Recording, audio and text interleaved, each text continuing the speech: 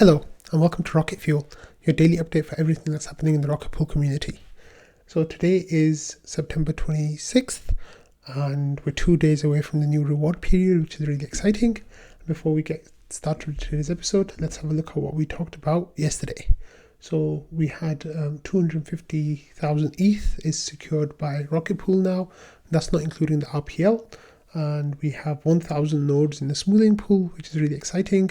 I talked about Drez.eth escaping from Russia, which is scary, and we've had a thing by Langers trying to figure out Arbitrum with Chainlink. So let's get started on today's important updates. We had this post from Joe who said, I have two quick announcements for you today. Besu have released version 22.7.4, which is a very high priority update for all Besu users. It fixes memory leak that was many users reported after upgrading to 22.7.3. I am one of those people. I've missed a bunch of attestations because of it. It's really annoying. So Joe tells you how to upgrade that. It's quite straightforward. And also there's a Lighthouse update, which is a low priority update, and that is version 3.1.2. And then there's additional information that you can add to that. So thank you, Joe, for that information. Next, Joe released this document that he's working on. I guess it's a part of a guide about all the different kinds of rewards that you can get as an Ethereum node operator and through Rocket Pool. So this is just on the Ethereum side of things. So it says now that execution and consensus layers have merged, validator is able to earn 5 different types of rewards. Number 1 is attestation. It's on the consensus layer. It's once every epoch, which is every 6.4 minutes on average. And the reward is 0.00014 ETH. And this varies based on the total number of validators in the network. Actually, this version of the image, Joe, there was a better one. I don't know why I'm opening this one when I had a better one. Yeah, I think, let me just see. I'm sorry about this.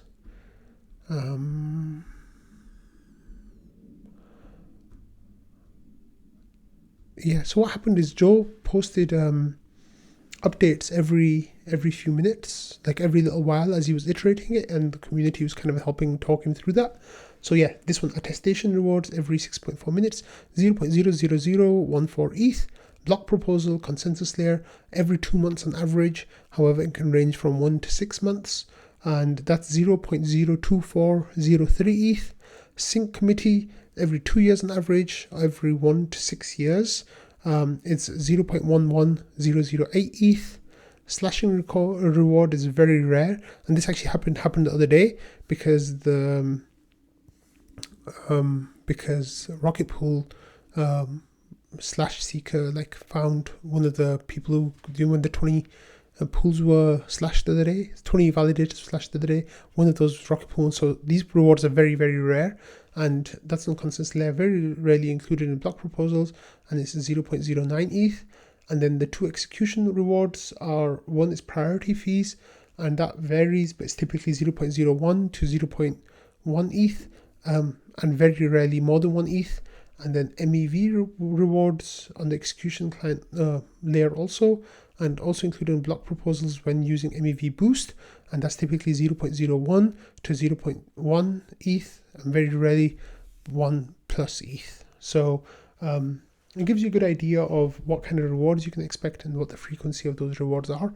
Of course, when you're a Rocket Pool node operator, you also get your RPL rewards every 4 weeks on top of that, which is really great to see. Next, we had some really good news about one of my favorite contributors, Valdorff. So Langers wrote a post saying, hey everyone, it's a pleasure to introduce a new rocket scientist, Valdorff. Valdorff has demonstrated empathy and support for new members, provided constructive feedback that has improved Rocket Pool as a product, expressed valuable contributions to governance discourse, and has helped to shape governance structure. We congratulate Valdorff on the new role and look forward to continue working together to make Rocket Pool great. So Valdorff has been someone I've talked about on this channel quite a lot. I'm just going to give this all the emojis. Valdorff is someone we've talked about in this channel a lot and made really great contributions, especially to governance and in the ICM, which is the Incentives Management Committee. Valdorff is the treasurer of that and has great insights every day about how that should go and how everything should work. So congratulations to Valdorff. You're truly a great part of the community and we're really lucky to have you. And I'm glad that your contributions are being recognized in this way. Being a rocket scientist comes with one perk really, is that your Discord color is yellow or gold, I guess, depending on how you want to look at it, instead of like whatever your color was before. So it doesn't actually come with anything else. So I think one thing that should happen is once the grants committee goes through, we should kind of like retroactively give rewards to people who got to a rocket scientist position. So that's people like Patches and Object and Pateris and others who thoroughly deserve that, and now Valdorff as well. So congratulations, Valdorff. Next, we had this interesting thing happening last night where we had two whales kind of like competing to deposit as many mini pools as possible.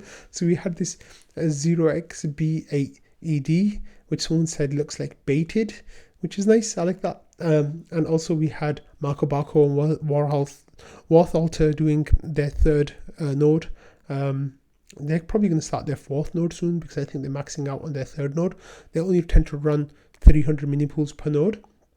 And I guess it's all going well for them. So they were like depositing, like they were like, here's Marco, other whale, baited, and then Marco Barco. And like, it was really fun to see those both whales kind of having a feeding frenzy on the newly deposited ETH into the deposit pool. So good for them.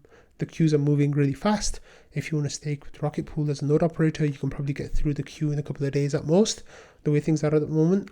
And if you want to deposit into the deposit pool, there's 5,000 ETH worth of space in there. So you're welcome to mint it, wait a couple of days until it gets swallowed up by mini pools, and then mint more. So enjoy.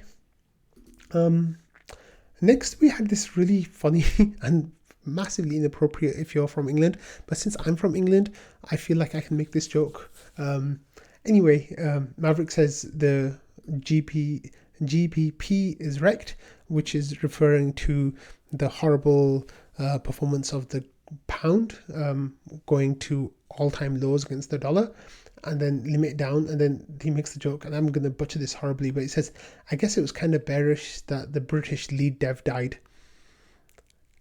I thought it was hilarious. I actually laughed out loud at my desk, and then Joe said, too soon, Mav. I just thought it was really fitting.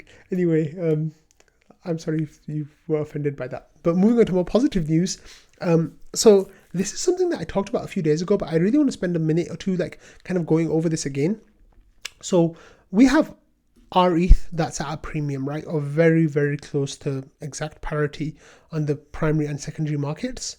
The next thing that we want to look at now is that stETH is going very close to parity as well.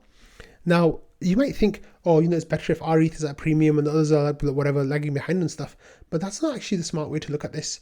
The best way to look at this is if you minted stETH or stETH and are underwater, are you going to unwind that position? You're not likely to, right? You're not going to sell that. So what can you do? You wait for it to come back to peg.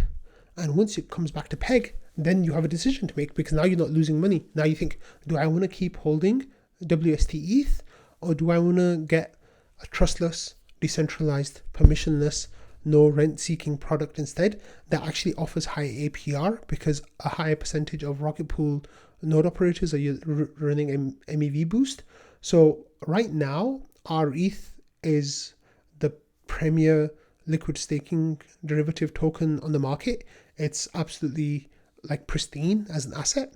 So people who are holding stETH or stETH, they're thinking to themselves now, hey, why am I holding this that has all these like risks involved with it, and instead of holding our ETH?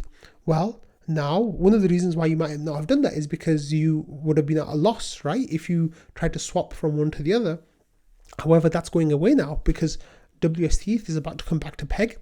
If it comes back to peg, the great thing that we'll see, and I hope this is true, is that stETH and stETH users, holders, will sell theirs and instead mint new rETH. That's the hope, that's the expectation, and it seems like a couple of people like Thomas and others think that will happen too, which I think is really great, and I think will only give us a boost. So, hey, stETH, you're welcome to come back to peg as soon as you want. Let's get this done. Okay, so the next thing is just really funny story that happened overnight. Yesterday evening, I guess. 8-bit Doughboy came into general and said, "Welcome said I was supposed to buy pizza. 2 codes on the code and another code. DM me for the 4-digit pin. I will only give it to the first 2 people, $20 each. Thanks dev team for your work." And it's Domino's. So all these people like Jasper was like Banhammer, Cron. And then Cron says, "It's fine." He took the messages to welcome to literally, "Welcome Doughboy. We hope you brought pizza." So what happened was, let me find this because it was really good. Sorry, I thought I had it open, but I lost it.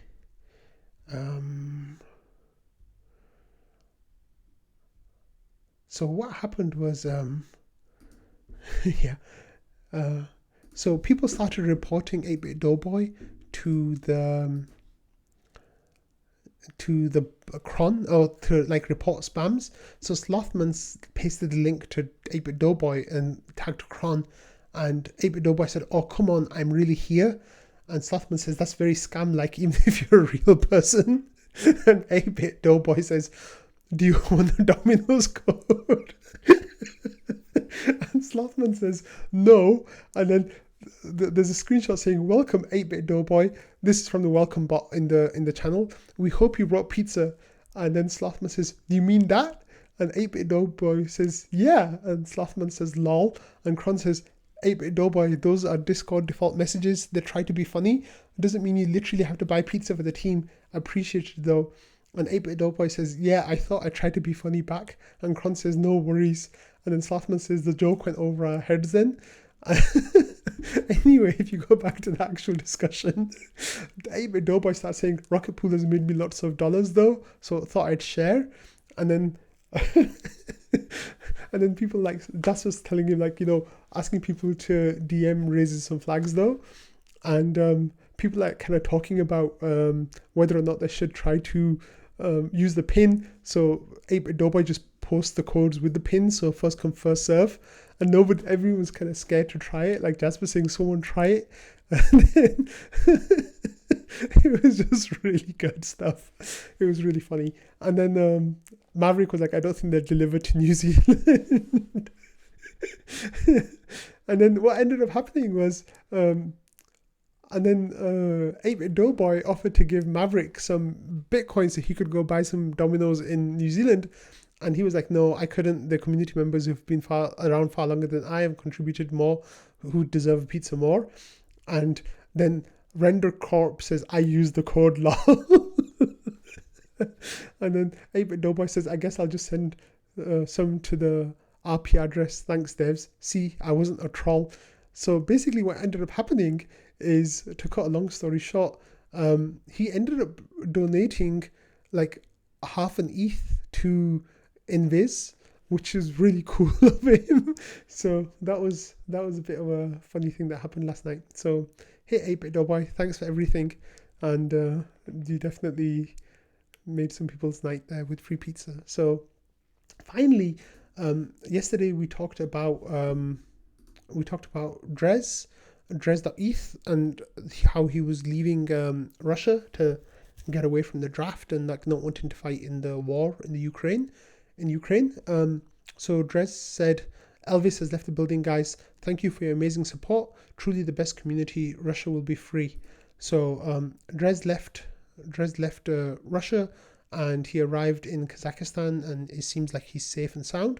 So people were like sending messages of support saying, so happy to see this, and glad you made it. And like a lot of people were asking about him and like posting those messages. So I'm really happy that Drez got out of Russia safe and sound. And on that positive note, on those couple of positive notes, I think we'll end this episode today. And I hope you all had a great Monday, and I hope it's a good week ahead for all of us. Marceau was teasing some big whale buys, but then it turned out that they were going to be over the counter. So it's like, come on, Marcy, like give us some real buys. But maybe that might have to wait. I might talk about it tomorrow. Anyway, have a great night all. Bye.